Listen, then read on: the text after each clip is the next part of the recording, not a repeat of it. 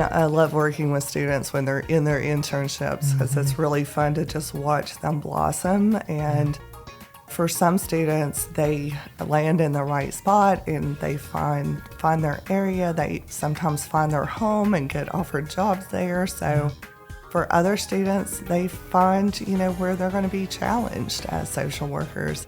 And so either way, it's a really powerful learning experience. Hi, I'm Kimberly McCorkle, Provost and Senior Vice President for Academics at East Tennessee State University. From the moment I arrived on this campus, I have been inspired by our faculty, their passion for what they do, their belief in the power of higher education, and the way they are transforming the lives of our students. This podcast is dedicated to them, our incredible faculty at ETSU. Hear their stories as they tell us why I teach. In this episode, we will talk with Dr. Mary Mullins, one of 2 recipients of the 2022 Notable Women of ETSU Award. Dr. Mullins serves as an associate professor and chair of the ETSU Department of Social Work. In 2021, she received the College of Clinical and Rehabilitative Health Sciences Distinguished Faculty Teaching Award and was nominated for the ETSU Distinguished Faculty Teaching Award. Enjoy the show.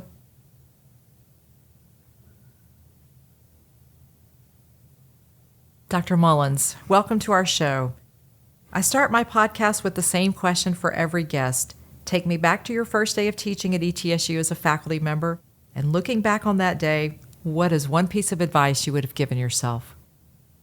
Oh, that's a really good question. When I think back to that first day coming onto a new campus, really wanting to do a great job, I would say now just relax and enjoy the time with the students. I spent so much time feeling like I needed to be just overly prepared, and being prepared is important, but really just relaxing a little, allowing a little more flexibility in the flow of classes and learning from the students is where I am now. I love that image of learning from your students. Why did you decide to become a social worker? And then from there, what led you to become a faculty member? Well, that was quite a journey. I think I always knew I wanted to work directly with people. And throughout college, I tried different majors and just kind of bopped around. I think it was really an intro to psychology class where I really started to connect with the human behavior element, and then that led me on to learn about social work. I worked as a social worker for several years in Southwest Virginia, and then later, many years later, went back to school and pursued a PhD because I decided by that point I wanted to teach. I had worked with students who were pursuing a degree in the agencies I worked in, and I was just fascinated by that experience of working with students. So after the PhD, ETSU, I'd actually worked at ETSU back in it was in the 1900s. But I had worked as a research assistant shortly after my undergrad experience. And for me, when the opportunity came to be a faculty member, it felt like I was coming home to ETSU because ETSU had been just a really good place in my career at that point. As a faculty member, how do you draw on those professional experiences, being a licensed professional in the field? How does that impact your teaching? I still have so many stories. I worried, as the years passed, that I wouldn't have relevant stories. But even yesterday, I was able to share a story with students. And it's so vivid in my mind, those times in practice. And so I try to use those personal stories, whether it was a positive story or a negative story, to kind of help students understand the realities of being a social worker and what they might face. So one of the important roles for social workers is in the work of advocacy, advocating on policy, social change. Can you talk to us a little bit about your experience in advocacy and the ways that these experiences help you prepare students? Unfortunately, I had a really negative experience in my life. That is when I really learned about advocacy and the importance of that.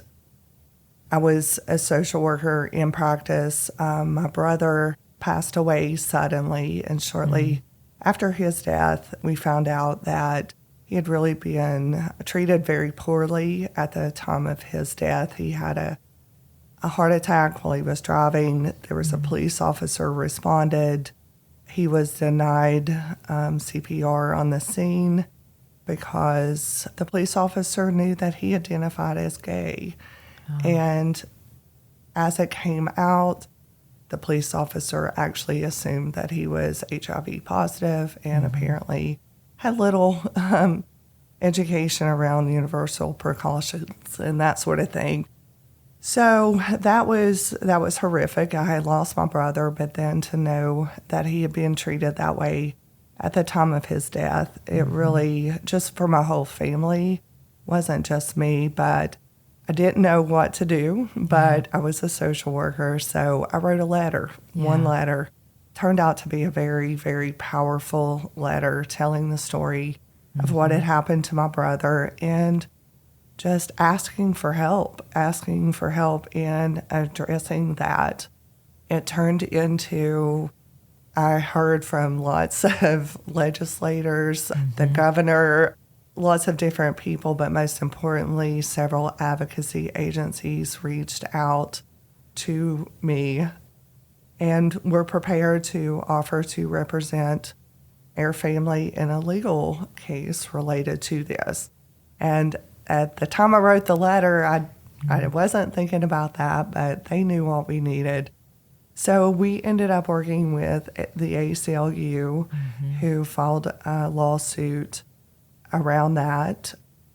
It was kind of definitely a transformation for me. Again, I was learning about advocacy and I was given a voice, and I used that voice. I participated in press conferences. I went to presented at a reception in New York City and told this story, and there was just really the challenge. And I think personally that's how I was working through some of the anger and the grief around that, was to just really try to raise awareness around that.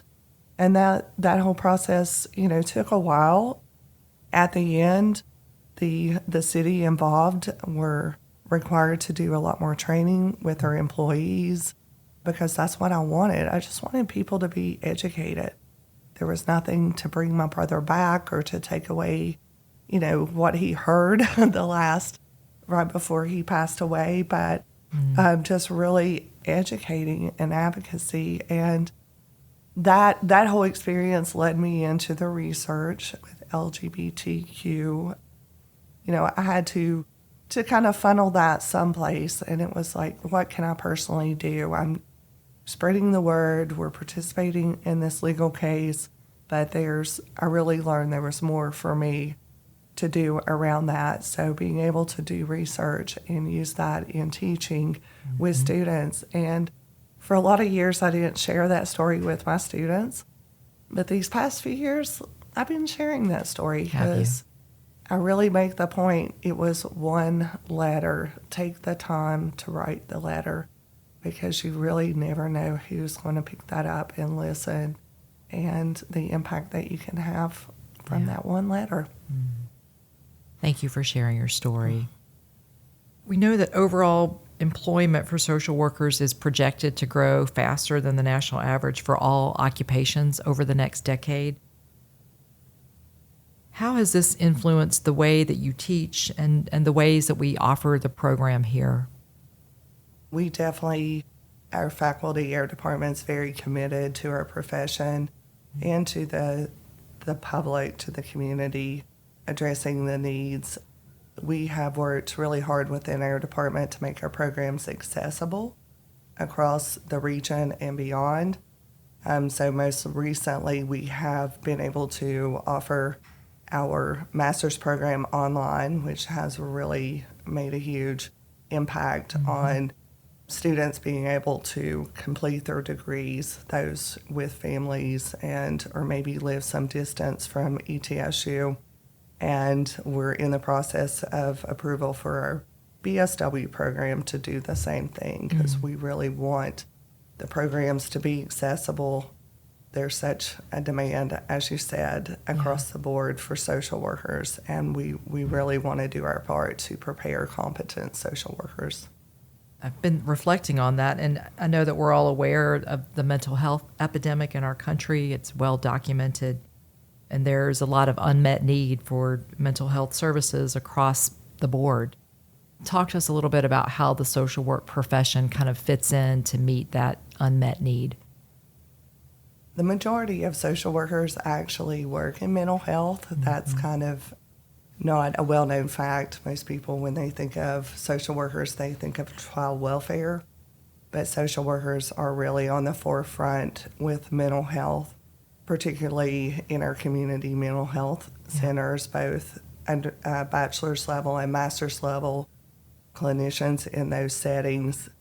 They provide direct services to individuals through case management by our BSWs, where they're helping to make sure they're getting all the services that they need and just being that extra support, up to our master's level clinicians that are providing psychotherapy. A lot of that relates back to oftentimes there's substance abuse involved.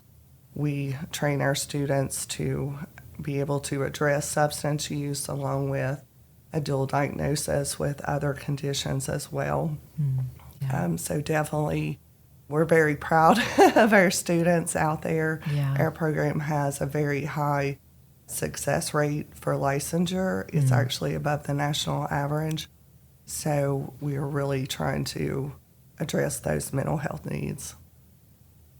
So in your multiple roles as department chair, professor, mentor, you have the opportunity to help prepare the next generation of social workers. What characteristics and teaching style do you bring to the classroom to help inspire your students? I try to bring, I think, curiosity. I never come in as the all-knowings. I tell students on the first day of class, I'm here to facilitate your learning experience, not to impart you with great wisdom. So it's very much, I challenge students to think critically, and I try to present them, with enough evidence that they're challenged to think outside the box. Like you said, with the challenges that we're facing, our students need to be able to be creative in finding solutions or finding resources. And so critical thinking is just, to me, one of the most important, and I try to inspire them to have passion, to challenge adversity and equity issues as well. I think related to that, I know that your current research focuses on work quality and integrity in social workers who serve the LGBTQ plus community. So what are some of the challenges and opportunities that you have identified through this research? I think over time with that research, the biggest thing that I have identified, because when I first started that research, it was like, so what do I do with this information? There, were some obvious biases among practitioners that I found in the research.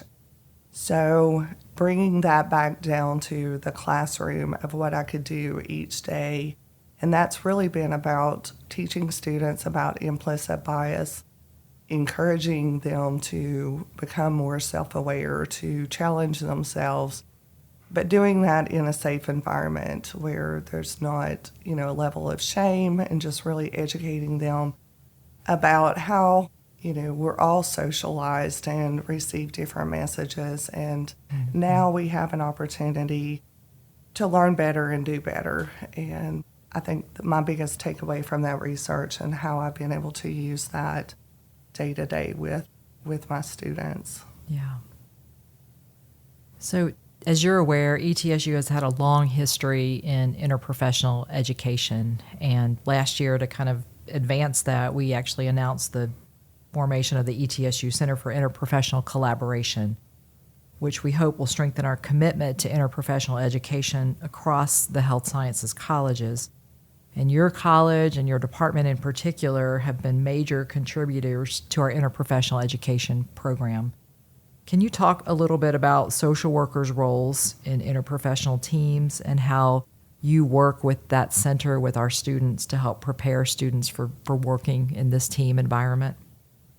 Actually, I think I have an assignment today to do with, I'm actually one of the asynchronous facilitators this year. So this is very near and dear to my heart. When I was a social worker in practice, I was mostly in medical environments. So coming into this, I was just really excited to have an opportunity for our students to participate because I think it completely strengthens the whole team for them to be educated in this manner.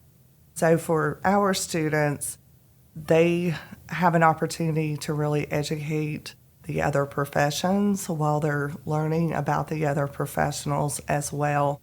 But our students primarily are on that interprofessional team are addressing the social indicators of health. So looking at, what resources that person may need, but then also they're able to address the mental health issues that oftentimes come up that the physician or the nurse may not know exactly how to respond to that. Yeah. So to me, the wonderful thing about the interprofessional team is to have everyone present working closely together to better serve the patient. And I've really enjoyed participating in that.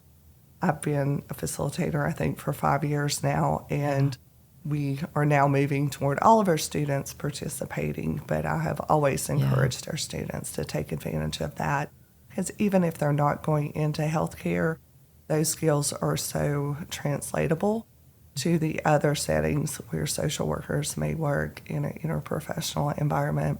Yeah, and that's what I was thinking. You've actually infused it in the curriculum now, both at bachelor's and master's levels, right? Mm-hmm. Yeah. So as you are aware, because you've participated in this initiative, but we've recently launched a major initiative at ETSU that we're calling Go Beyond the Classroom, and it's focused on community-engaged learning broadly. Tell us about some of the ways that your social work students are going beyond the classroom to engage in experiential learning in the community and beyond. So our students are out there in the community all the time. I think the biggest way that they're going beyond the classroom is through internships and practicums. Our bachelor's level students complete 480 hours of time in an agency. Our graduate students up to 1,000 hours over a 2-year period. So I feel like our students are really contributing in the region. They're working directly with people, supporting agencies, and of course it's a very mutual situation. Those agencies are hosting our students. They're continuing to educate them beyond the classroom for us or in collaboration with us. But it's really a powerful thing to see because a lot of the smaller nonprofit agencies really depend on our students to be there to provide services that maybe a paid employee would normally be paying, but with low resources, they're not able to fully fund the staff. So our students really are able to provide a lot of really good service in the community while they're also learning. And we're very appreciative of all the agencies that we work with. And I always think about the impact that, particularly for social work students, that this experiential learning at such a high level, as you've just said, hundreds of hours required for the degree conferral, the way that impacts their future decisions, career path, interests. Can you talk a little bit about that? Oh, absolutely.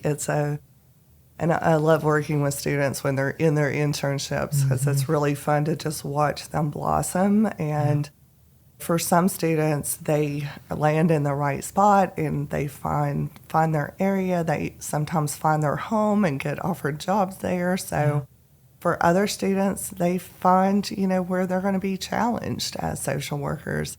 And so either way, it's a really powerful learning experience. I had a student last year who came in that year telling me she was dead set on doing something else with her career, but there wasn't an internship available And through that internship, she realized that she loved working with teenagers. And it was just such a fun thing. And she wouldn't have learned that probably for a really long time had she not had that experience of the internship. Yeah. So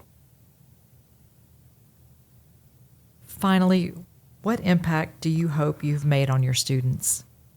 wow, that's a tough one.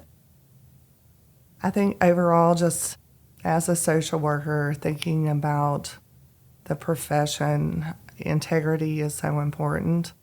And so I've always tried to model that for my students and encourage them to walk a path of integrity. Mm-hmm. So I would hope that they always remember that, because I think that's one of the most important things when we're dealing with vulnerable populations, is that we're trustworthy and competent along the way.